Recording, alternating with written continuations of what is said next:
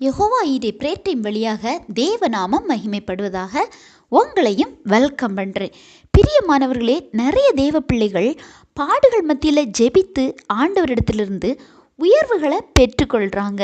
ஆனால் குறிப்பிட்ட சில காலத்துக்குள்ள தங்களது பழைய வாழ்க்கையை மறந்து அவர்களுடைய பேச்சு நடை உடைகளில் மாற்றங்கள் வருது. தாழ்மை என்பதை மறந்து போயிடுறாங்க. நல்லா புரிஞ்சுக்கங்க, இவங்களை அறியாமல் இவங்களுக்குள்ள பெருமை செயல்படுது.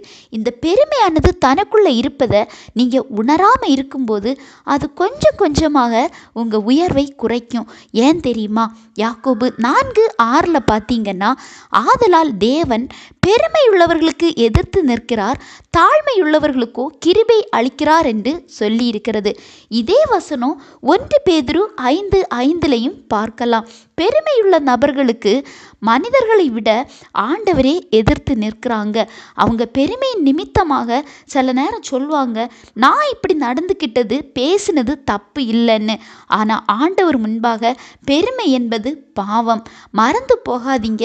நீங்கள் தாழ்ந்த நிலையில் இருக்கும்போது உங்கள் கூட அன்போடு பழகின ஏழை நபர் இன்னைக்கு உங்கள் கூட பேச தயங்கி உங்களை விட்டு விலகுறாங்கன்னா கண்டிப்பாக உங்களுக்குள்ள ஒரு மாற்றம் வந்திருக்கு.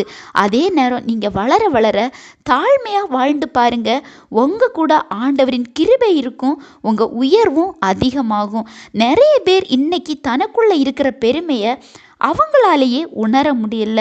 அவங்க பெருமையான செய்கைகள் அவங்களுக்குள்ள வரும்போது ஒருவர் உங்களை பார்த்து இவங்க ரொம்ப இப்போ மாறிட்டாங்க என்று சொல்வதா, அல்லது எவ்வளவு தாழ்மையாக இருக்காங்க, அதனால தான் ஆண்டவர் இவங்களை இவ்வளோ தூரம் உயர்த்தியிருக்காங்க, இவங்களோட எந்த செயல்களையும் பெருமை இல்லை அப்படின்னு சொல்வதா?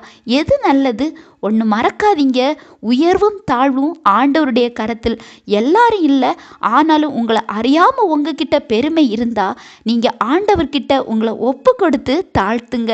ஏன்னா இந்த பெருமை நிறைய வகையில் செயல்பட்டு ஆண்டவர் முன்னாடி உங்களை பாவிகளாக்கிடும். தேவன் பெருமையுள்ளவர்களுக்கு எதிர்த்து நிற்கிறாங்க. இந்த செய்தி உங்களுக்கு பிரயோஜனமாக உள்ளதாக இருந்திருக்கும் நம்புகிறேன். பெருமையை உங்களை விட்டு மாற்றுங்க, உங்களை ஒப்பு கொடுங்க. தேவ ஆசீர்வாதம் உங்களோடு இருப்பதாக.